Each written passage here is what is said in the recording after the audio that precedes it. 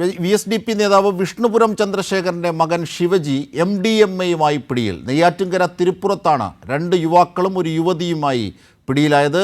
പെരുമ്പഴതൂർ സ്വദേശി ശിവജി, തൃശൂർ സ്വദേശി ഫവാസ്, കഴക്കൂട്ടം സ്വദേശിനി സൗമ്യ എന്നിവരാണ് പൂവാർ പോലീസിന്റെ പിടിയിലായത്. വിജിൻ വായന്തോട് ചേരുന്നു. വിജിൻ, VSDP നേതാവ് വിഷ്ണുപുരം ചന്ദ്രശേഖരന്റെ മകൻ അടക്കമാണ് ഇപ്പോൾ MDMA-യുമായി പിടിയിലായിരിക്കുന്നത്, അല്ലേ?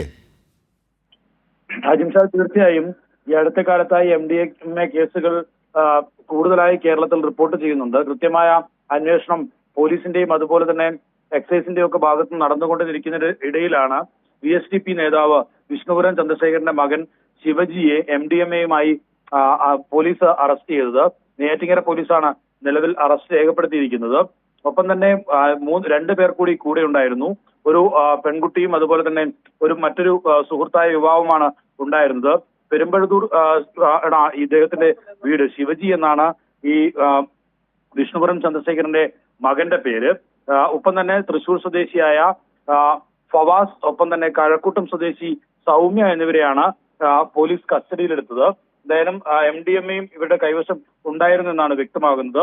അടുത്ത നടപടികളിലേക്ക് പോലീസ് കടക്കുകയാണ്. ഇന്നലെ രാത്രിയോടുകൂടിയാണ് ഇവരെ അറസ്റ്റ് ചെയ്തത്. അജിംഷാദ്.